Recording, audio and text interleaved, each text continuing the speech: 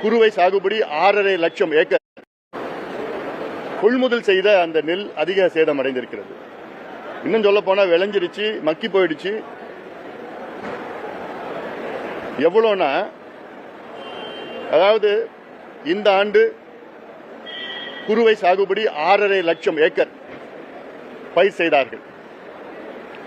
அதுல ஒரு ஏக்கருக்கு சராசரியா இப்போ 2.5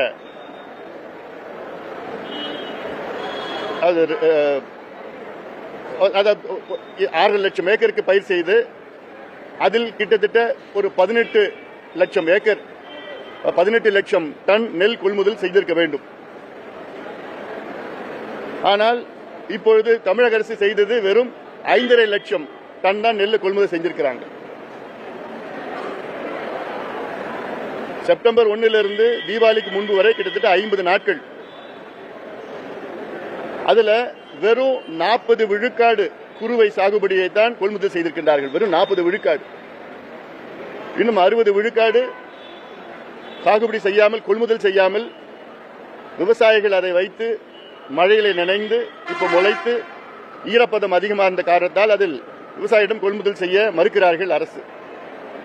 இது முழுக்க முழுக்க திமுக அரசின் தோல்வியாகத்தான் பார்க்க வேண்டும்.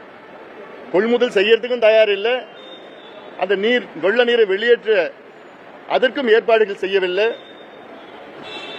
வெறும் விளம்பரத்தை மட்டும்தான் செய்து கொண்டிருக்கின்றது திமுக அரசு. அதுவும் வேளாண் துறை அமைச்சர் எந்த பிரச்சனையும் இல்லை, 99 விழுக்காடு எல்லாம் தீர்த்துட்டோம், கொள்முதல் செஞ்சுட்டோம். உணவுத்துறை அமைச்சர் அதுக்கு படி ஒரு மேல போயிட்டு விவசாயிகள் மகிழ்ச்சியா இருக்கிறார். விவசாயிகள் எல்லாம் தற்கொலை செய்கின்ற ஒரு சூழலில் இருக்கின்றார்கள், கோபமாக இருக்கின்றார்கள், அழுது கொண்டிருக்கின்றார்கள். விவசாயிகளை பற்றி எந்த அக்கறை இல்லாத முதலமைச்சர் ஸ்டாலின் அவர்களுக்கும் திமுக அரசுக்கும் நிச்சயமாக மக்கள் பாடத்தை புகட்டுவார்கள். இந்த நீரில் மூழ்கிய பயிர்களுக்கு நிவாரணம் அளிக்க வேண்டும். நம்ம சம்பா மார்கழி மாதம் பொங்கலுக்கு முன்பு சாகுபடி செய்யப்படுகிற அறுவடை செய்கின்ற ஒரு சூழல். ஆனால் இப்பொழுதே அது கிட்டத்தட்ட நீரில் மூழ்கிடுச்சு. இது ஒரு பக்கம்.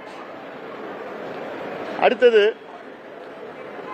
இன்று தமிழ்நாட்டிலே மிகப்பெரிய ஊழல் தென் மாவட்டங்களில் கனிம வளங்கள் கேரளாவுக்கு கடத்தி சென்று மிகப்பெரிய அளவிலே ஊழல் நடந்து கொண்டிருக்கிறது. இது நானும் சொல்லி சொல்லி பார்த்தேன், எத்தனையோ அறிக்கைகள் விட்ட, பல போராட்டங்கள் நடத்தினோம், அழுத்தம் கொடுத்தோம். ஆனாலும் அரசு இதை கண்டுகொள்ளவில்லை. செய்வதே அரசில் திமுக